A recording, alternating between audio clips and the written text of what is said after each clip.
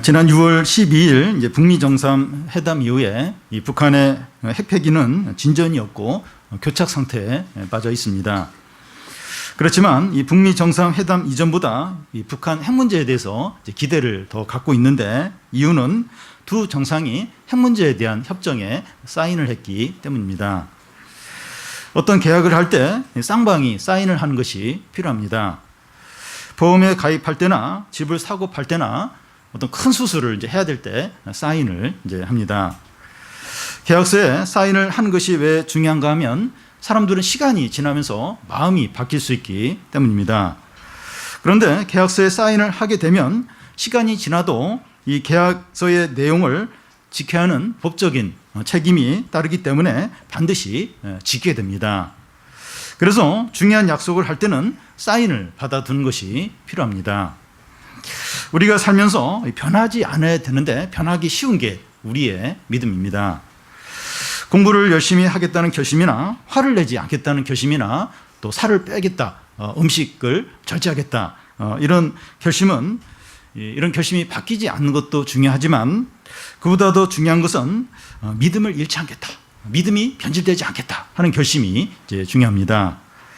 그런데 시간이 지나도 동일한 믿음을 계속 유지하는 게 얼마나 어려운지 모릅니다. 그래서 하나님은 그의 백성들의 믿음이 변하지 않도록 계약을 계속 반복해서 맺습니다. 이것을 언약이라고 하는데 이 언약을 맺으면 서로가 약속한 내용을 더 잘 지키게 됩니다. 여호수아는 이스라엘 백성들에게 이제 고별 설교를 하면서 너희들은 하나님을 사랑하고 그의 말씀에 순종하라. 그러면 하나님께서 복을 주실 것이고 그렇지 않으면 멸망할 것이다. 이렇게 설교한 것으로 끝나지 않습니다. 하나님과 이스라엘 백성들이 언약을 맺게 합니다. 세겜이라는 곳에서 언약을 맺는데 이곳에서 언약을 맺는 건 지금 처음이 아니라 가나안 땅에 들어왔을 때 그때도 세겜에서 언약을 맺었습니다. 그렇지만 여호수아가 이제 죽게 되어서 이제 고별 설교를 하고 나서 이제 언약을 다시 갱신한 의미에서 세겜에서 다시 언약을 맺는 겁니다. 하나님이 변하기 때문이 아니라 사람이 변하기 때문에 이제 언약을 딱 맺으면서 이제 변하면 안 된다 하는 걸 다시 이제 분명히 이제 하는 겁니다. 오늘 말씀은 이스라엘 백성들이 하나님의 언약을 맺기 전에 그 이스라엘 역사를 돌아보는 내용입니다. 우리가 길게 한 절이 진짜 길어요. 길게 15절까지 읽었는데 그 내용이 그 이스라엘 역사를 이제 이렇게 말하고 있습니다. 오늘 우리 시대는 과거를 자꾸 잊으려고 합니다. 우리 사회는 새로운 것을 지나칠 정도로 좋아합니다. 한국은 인터넷 보급률과 스마트폰 이렇게 가지고 있는 그 비율이 세계 1위예요. 한국 사람들만큼 빠른 거 그리고 새로운 것을 좋아하는 민족이 없습니다. 그래서 외국에서도 무슨 새로운 어떤 IT 제품을 이제 이렇게 개발을 하면 이게 잘 팔릴까 안 팔릴까 한국 시장에 제일 먼저 이렇게 들여와서 테스트를 한다 그래요. 그래서 한국 시장에서 잘 팔리면 다른 나라도 잘 팔리는 거예요.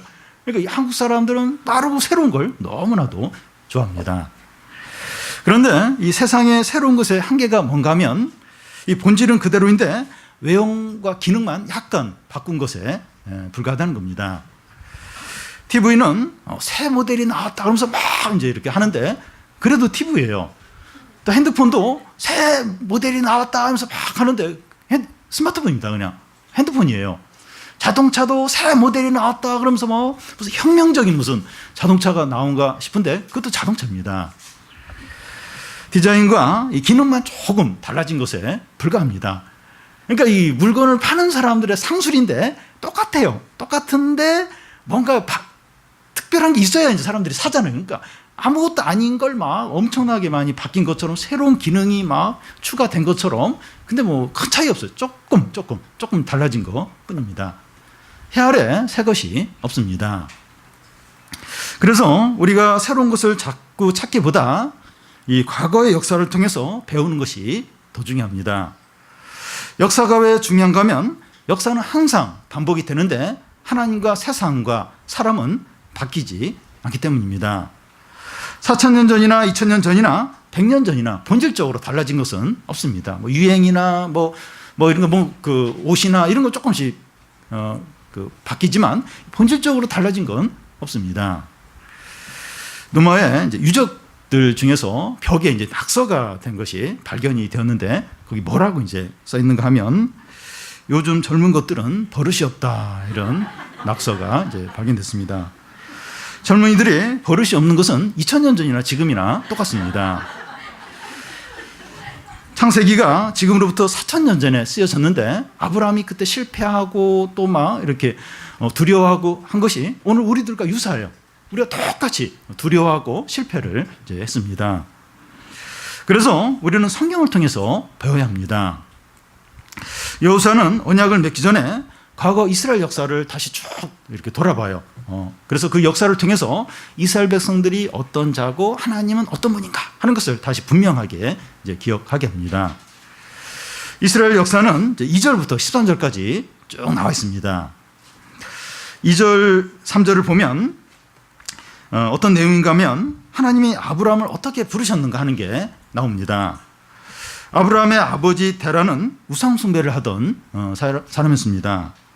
이게 무슨 말인가 하면 아브라함도 하나님의 부르심을 받기 전에 우상 숭배를 하던 자였다는 겁니다. 그런데 아브라함이 하나님을 믿게 된 것은 그가 스스로 우상을 버리고 하나님을 믿겠다 그렇게 결심한 것이 아니라 하나님이 아브라함을 찾아오셔서 부르셨기 때문입니다. 이스라엘 백성들은 아브라함을 그들의 믿음의 조상이라고 막 자랑을 하는데 근데 아브라함도 원래는 우상 숭배하는 자였던 겁니다. 이것이 무엇을 말하는가 하면 이스라엘 백성들뿐만 아니라 우리 모두는 원래 사단의 종이었고 세상에 속한 자였고 욕심과 정욕대로 살던 자였고 죄와 허물로 죽었던 자들이었습니다. 그런데 하나님께서 우리를 죄 가운데 불러내어서 하나님의 자녀가 되게 하신 겁니다. 이 4절에 보면 하나님께서 이삭에게 야곱과 에서를 주셨다는 말씀이 이제 나옵니다.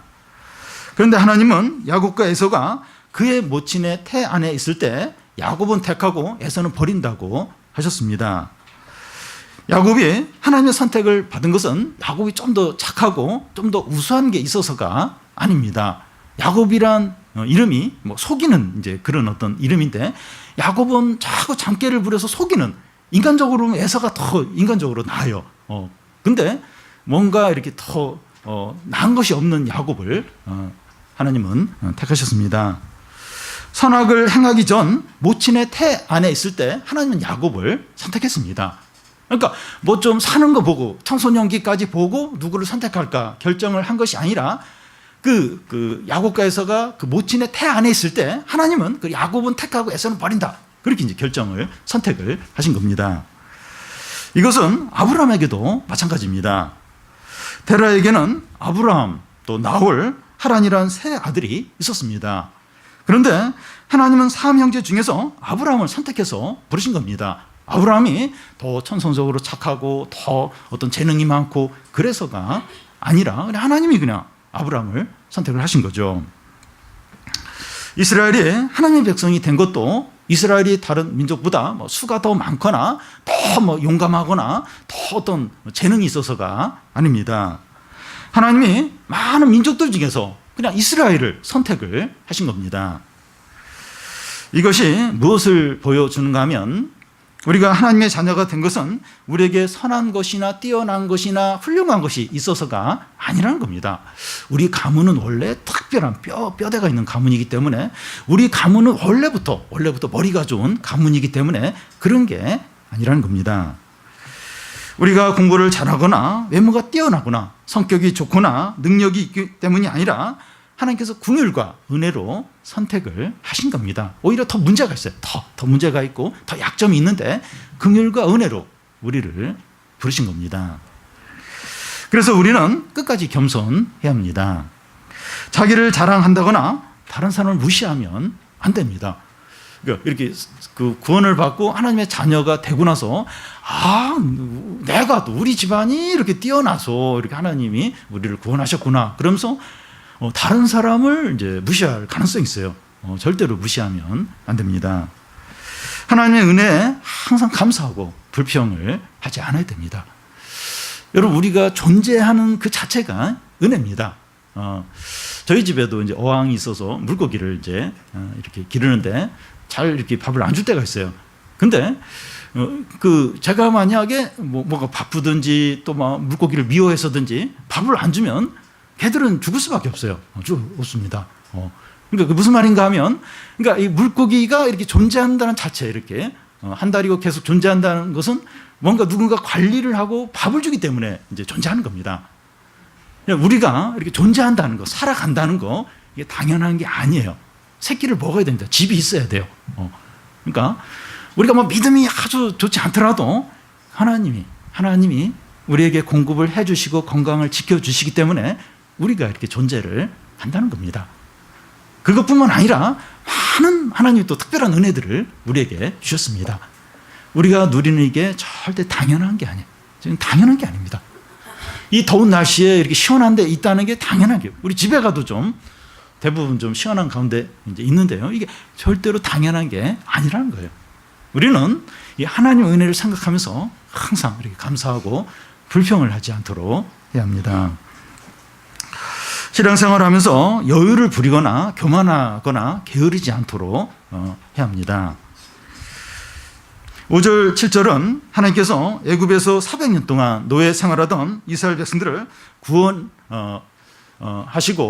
구원하기 위해서 또 10가지 재앙을 내리시고 이스라엘 백성을 출애굽시킨 후에 홍해를 건너게 하시고 또 그들을 추격하는 그 애굽 군대를 물속에 수장시킨 그런 내용이 나옵니다. 여러분, 이 출애굽 사건은 하나님께서 우리를 죄와 사단의 세력에서 건져주신 것을 보여줍니다. 특히 출애굽하는 마지막 날 유월절 밤에 어린 양의 피를 이렇게 문에 바르게 되는데 예수 그리스도의 피 흘리신 것을 상징합니다. 여러분, 이 출애굽 사건은 우리가 구원을 받을 때 하나님의 아들의 죽음과 하나님의 큰 능력이 있었다는 것을 보여줍니다. 우리가 구원받기 위해서 한 일은 아무것도 없어요. 그런데 하나님 아버지와 예수 그리스도 입장에서는 큰 대가와 큰 능력을 행하셨습니다. 10가지 재앙이 일어나고 홍해가 갈라지는 엄청난 일이 일어났습니다. 우리가 이런 엄청난 대가와 능력으로 구원을 받았다고 하는 것은 우리의 구원이 너무나도 확실하다는 거예요. 너무나도 분명하다는 겁니다. 11절 12절을 보면 이스라엘 백성들이 가나안에 들어가서 가나안 족속과 싸워서 큰 승리를 거둔 것을 말씀합니다. 이스라엘 백성들은 31명의 왕들을 다 죽이고 큰 승리를 계속해서 거두었습니다. 싸움은 이스라엘 백성이 했지만 승리는 어떻게 얻게 된 겁니까? 12절 중간을 보면 너희의 칼이나 너희의 활로서 이같이 한 것이 아니며, 이스라엘 백성들이 전쟁을 잘하거나 숫자가 많아서거나 무기가 좋았기 때문이 아닙니다. 하나님께서 약속하신 대로 적들을 이스라엘 백성들의 손에 붙여주셨기 때문입니다. 12절 앞에 보면 왕벌을 너희 앞에 보내셨다고 하는데 실제로 왕벌을 보냈다기보다는 적들 마음속에 어떤 두려움이 임하게 해서 이스라엘 백성들 감히 이렇게 대항하지 못하도록 하신 것을 이제 말합니다. 하나님은 이스라엘을 위해서 싸우시니까 이스라엘을 이길 나라가 없었던 겁니다. 이스라엘 역사를 통해서 하나님께서 이스라엘 백성들에게 얼마나 큰 구원과 승리를 주셨는가 하는 것이 드러납니다. 우리가 과거에 하나님께서 얼마나 우리에게 승리를 주셨는가, 이걸 이제 기억을 해야 현재도 하나님을 의지할 수 있게 됩니다. 근데 우리의 문제는 뭔가 하면 다 잊어버려요. 다. 하나도. 누구 돈 꺼준 건 꼭 기억을 하는데 하나님의 행하신 이런 거 막 기억이 안 나요. 항상 그 백지 상태예요. 그러니까 어떤 무슨 어려움이 일어나면 항상 그냥 제로 베이스에서 시작하는 거예요. 아무것도 없는 상태에서 두려워하고 염려하고 그러다 길이 없으면 그때 이제 막 이제 기도를 시작하고, 근데 과거에 하나님이 일하셨던 거, 이런 승리와 은혜와 이런 걸 이제 기억을 하면 다 현재 어려운 가운데도 바로 이제 믿음으로 이제 이렇게 나아가게 되죠. 그래서 우리가 이게 자꾸 새로운 거 또 이렇게 빠른 거 이런 거 막 그 새로운 유행 막 이런 거에 관심을 많이 갖기보다도 과거에 하나님이 일하셨던 것들, 그런 것들 자꾸 기억하고 묵상하고 그게 얼마나 우리에게 필요하고 유익한지 모릅니다. 그러면 하나님께서 이스라엘 백성들을 인도하셔서 주시려고 하는 게 뭡니까? 13절을 우리 같이 한번 읽어보겠습니다. 내가 또 너희가 수고하지 아니한 땅과 너희가 건설하지 아니한 성읍들을 너희에게 주었더니 너희가 그 가운데 거주하며 너희는 또 너희가 심지 아니한 포도원과 감람원의 열매를 먹는다 하셨느니라. 자기가 수고해서 건축한 집에 들어가 살고 자기가 심고 가꾼 포도원의 열매를 먹는 것은 당연한 일이라고 할 수가 있습니다. 직장에서 일하고 월급을 받고 아르바이트해서 돈을 받는 것은 당연합니다. 물론 이것도 은혜라고 할 수 있지만 이런 거에서 너무나 막 감사하고 막 그렇게 하지는 않습니다. 그런데 돈이 없어서 걱정을 하는데 목돈이 필요한데 이 구청에서 이렇게 어떤 조건에 맞는다고 무이자로 이제 돈을 빌려준다 하는 그런 소식을 듣고 또 그렇게 되거나 또 시험도 못 봤는데 부모님 옷 사라고 이제 돈을 이렇게 줄 때 그런 경우는 드물지만 그때 너무 고마워져. 아이고 너무 이제 고마워합니다. 이것이 이제 은혜죠, 은혜. 한 일이 없는데 좋은 걸 받을 때 이게 이제 은혜입니다. 이스라엘 백성들은 수고도 하지 않고 고생도 하지 않은 비옥한 땅과 성읍들과 포도원을 받았습니다. 하나님께 풍성한 은혜를 받은 겁니다. 세상의 많은 나라들 중에서 이스라엘처럼 이런 축복과 은혜를 받은 나라가 없습니다. 이스라엘만 이런 엄청난 축복을 받았습니다. 그리고 그들이 다른 나라와 전쟁을 할 때 이스라엘 한 명이 1000명을 감당하는 거예요. 1대 1000명을 감당하는 겁니다. 하나님은 은혜와 축복을 주셨습니다. 하나님께서 이스라엘 백성들에게 이렇게 하신 이유가 뭡니까? 이런 큰 축복, 엄청난 은혜를 주신 이유가 뭡니까? 14절을 우리 같이 한번 읽겠습니다. 그러므로 이제는 여호와를 경외하며 온전함과 진실함으로 그를 섬기라. 너희의 조상들이 강 저쪽과 애굽에서 섬기던 신들을 치워버리고 여호와만 섬기라. 그러므로 이제 어떻게 해야 합니까? 여호와를 경외하는 겁니다. 어떤 마음으로 경외합니까? 온전함과 진실함으로 하라는 겁니다. 하나님을 경외하는데 진실하게 온 마음으로 하는 겁니다.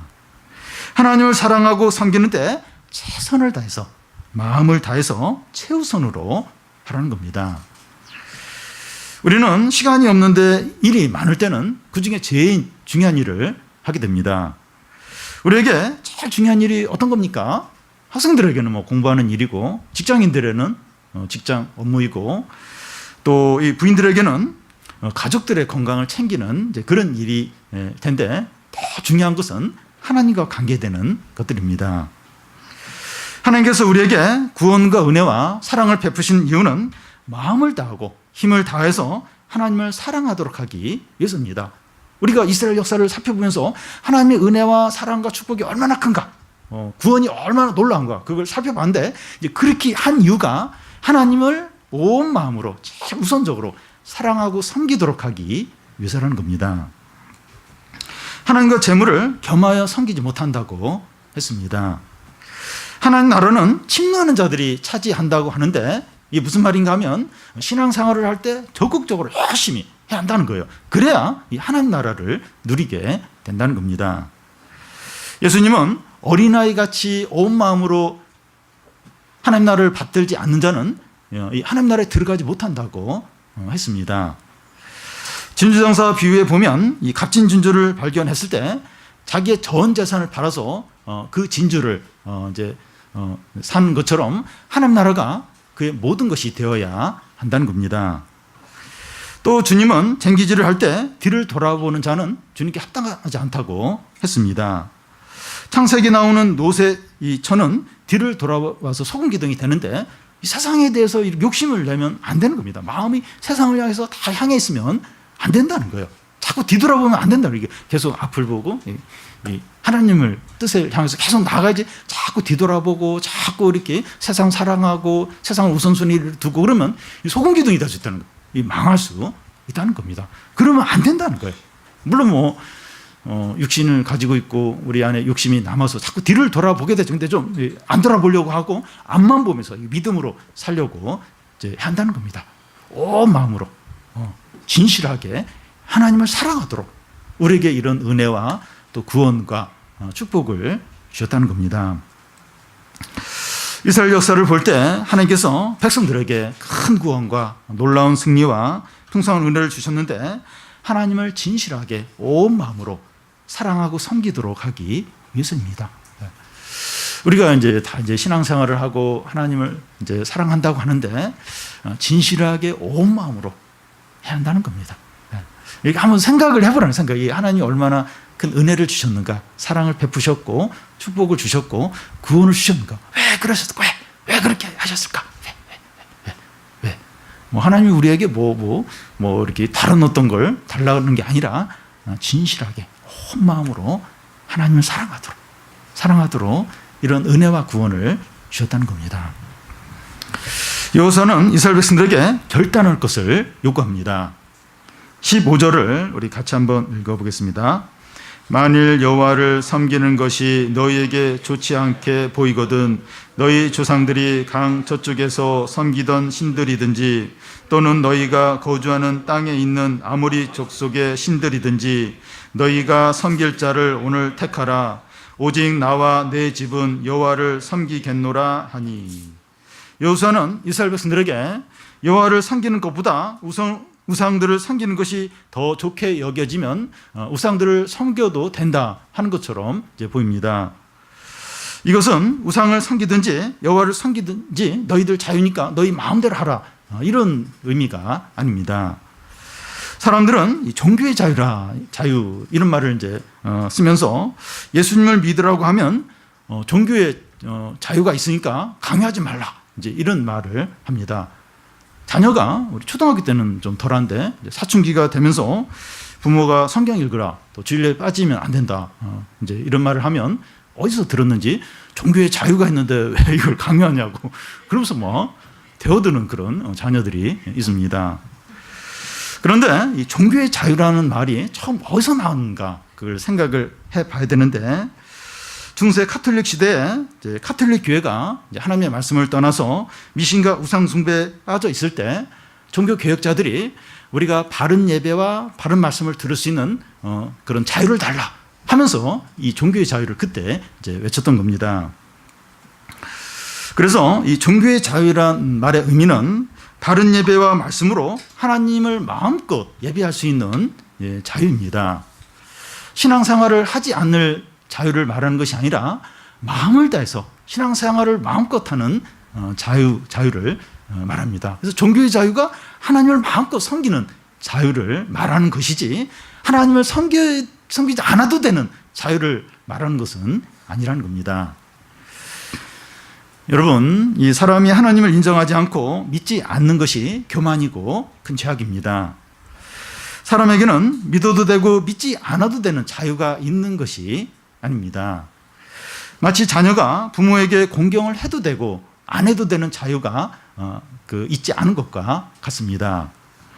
물론 그렇다고 해서 신앙을 강요하거나 위협을 해서 억지로라도 신앙생활을 하도록 이제 해야 한다는 것은 아닙니다.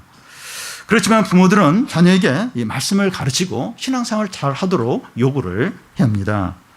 자녀가 성인이 되어 독립할 때까지는 이 부모가 이 자녀의 신앙을 책임지고 가르쳐야 됩니다. 또 성인이 돼서도 그 나이에 맞게 계속해서 이렇게 신앙에 대해서 권면을 하고 가르칠 필요가 있습니다. 하나님을 인정하지 않고 믿지 않는 것이 큰 죄다 하는 것을 자꾸 이야기를 해야 돼요. 그걸 분명히 해야 됩니다. 쉽지 않지만 온유함으로, 인내함으로 가르쳐야 됩니다. 분노로 하지 않도록 해야 돼요. 분노로 참다 막 소리 지르고 막 핸드폰 압수하고 막 이런 식으로 하지 말고 온유함과 겸손함으로, 좀 인내함으로 계속해서 좀 가르치고 포기하지 않고 계속해서, 이게 쉽지 않아요. 진짜 쉽지 않습니다. 그렇게 이제 해야 됩니다. 여호수아가 이제 오늘 하나님을 섬길지 우상을 섬길지 선택하라고 하는 것은 종교의 자유가 있다 하는 것을 말하는 것이 아니라 자발적으로 마음의 중심으로 하나님을 섬기라는 겁니다. 더 이상 모호하게 형식적으로 신앙생활을 하지 말라는 겁니다. 그러니까 이 여호수아의 말을 이렇게 어떻게 보면 그냥 오늘 너희 조상들이 강처 쪽에서 섬기던 우상을 섬기든지 아니면 지금 아모리 사람들 가는 사람들 섬기는 그 우상을 섬기든지 하나님을 섬기든지 오직 선택을 하라. 나와 우리 가족은 여호와만을 섬기겠다. 이 얘기를 하는데 그냥 하나님을 섬기지 않던 너희 자유다.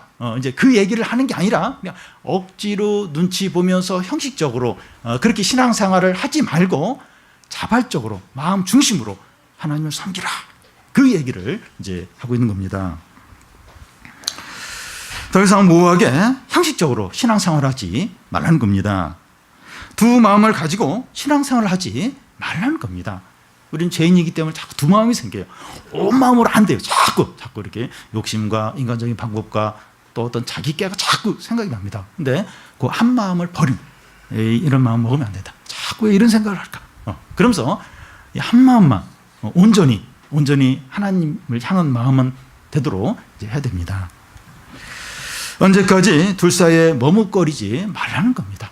계속해서 이 세상과 이 하나님 사이에 양다리를 거치고 왔다 갔다 너 바빠요. 이쪽 갔다 저쪽 갔다 상황에 따라서 막 왔다 갔다 하고 바빠요. 해서 정신도 이렇게 막 복잡하고 왜냐하면 두 가지를 같이 두세 개를 막 같이 함께 이렇게 거기서 누려야 되니까 막 복잡하고 갈등도 많고 언제까지 그렇게 둘 사이에서 머뭇거리느냐 하는 겁니다.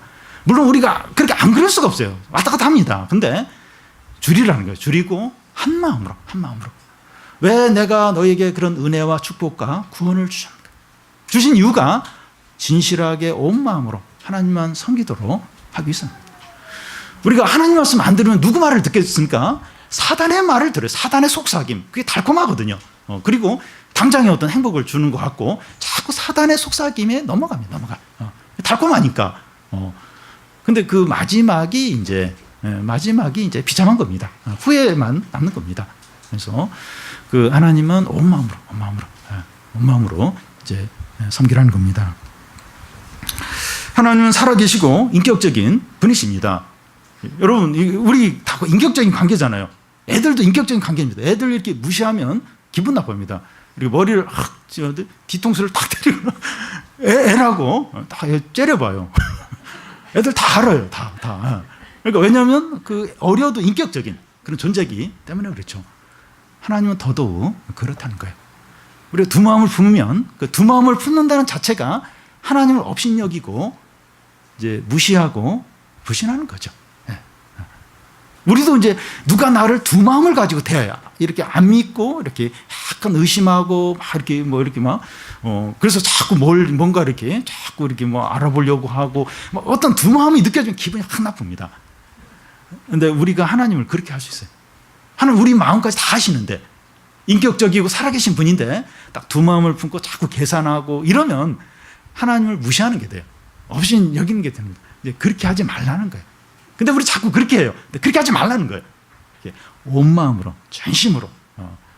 사람은 좀 이렇게 의심을 이렇게 좀 뭔가 이렇게 좀 알아보고 해야 될 필요가 때로는 있지만 하나님은 그럴 뿐이야. 하나님은 전적으로 믿어도 된다.